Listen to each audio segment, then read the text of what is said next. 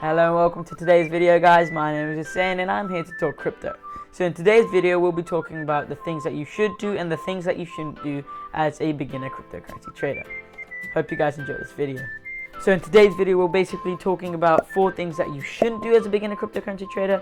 So basically mistakes, and 4 things that you should do as a beginner cryptocurrency trader. So a few of the mistakes I've actually made myself, so if you've been following my investment videos and my YouTube channel in general, keep a lookout for the mistakes that I've made. So let's just get right into it. Let's get into mistake number 1. So mistake number 1 is the lack of portfolio diversification. So many beginners make this mistake. They don't diversify their portfolio. So say I'm a beginner and I've just found out that Ripple is gonna go to the moon because I've done an amazing technical analysis on it. I've cross-checked with a load of professionals. I've checked economic news. I've taken all the steps I need to take. So I invest a ton of money. I invest all my savings into Ripple because I think I'm gonna be a millionaire in a few months. So that happens, and then I find out that Ripple is gonna be fighting a case against the SEC. Now this causes Ripple to go down, which is not only harmful for my portfolio, but harmful for my whole life because I've just spent all my savings on Ripple. However, if I hadn't done that and I'd invested in other cryptocurrencies like Bitcoin, Ethereum, Cardano, Litecoin and so forth, I would have spread the risk and I could have made up for the loss that I made with Ripple. Mistake number 2, not acknowledging technical analysis techniques required. So there's 3 types of people that I know of. The first guy is the guy who has absolutely no idea what technical analysis is whatsoever and instead uses his gut feeling and then absolutely makes millions off of investing in cryptocurrency. This is the extremely lucky guy. It's very unlikely for you to be this guy. Then there's the second guy who does exactly the same thing except his luck does not exist.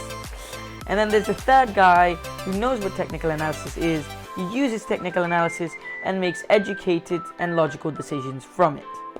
Now, I suggest you be the third guy because it's always best to make educated and logical decisions. So now let's talk more about the technical analysis mistakes that beginner cryptocurrency traders make. So a classic is buying high and selling low. Now, if you know anything about cryptocurrency and you traded cryptocurrency before, you know that's the exact opposite of what you're actually supposed to do. So in reality, you're supposed to buy at a low price and then sell it at a high price to make a profit. So do not buy at a high price and sell at a low price. Okay, so the 4th mistake that beginner cryptocurrency traders make when investing in cryptocurrency is buying a large sum of cheap cryptocurrencies.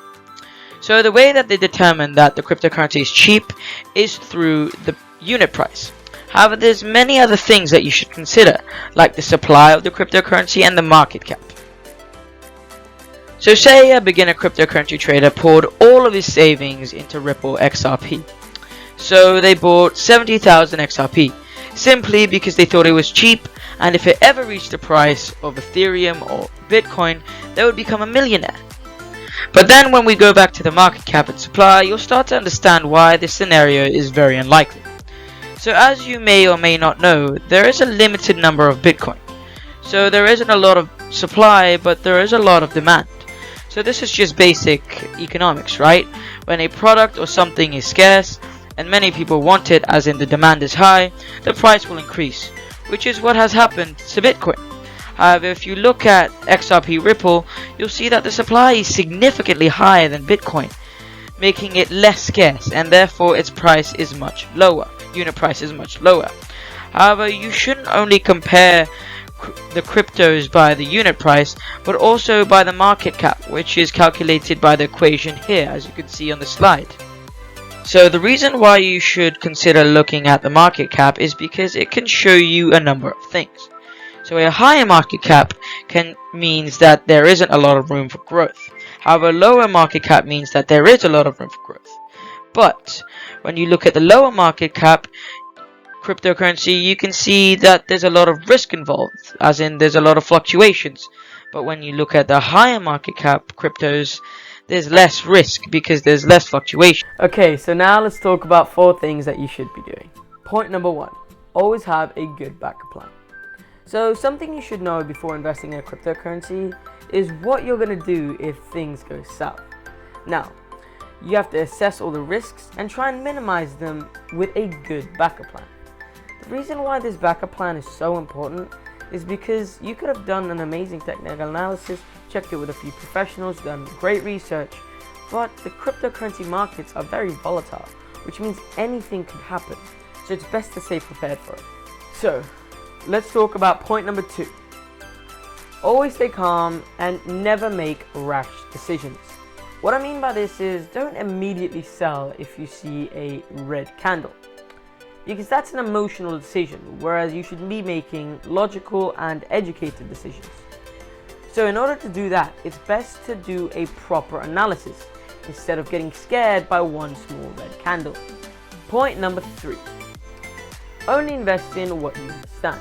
So what I mean by this is, say you're a beginner cryptocurrency trader and you want to invest in cryptocurrency.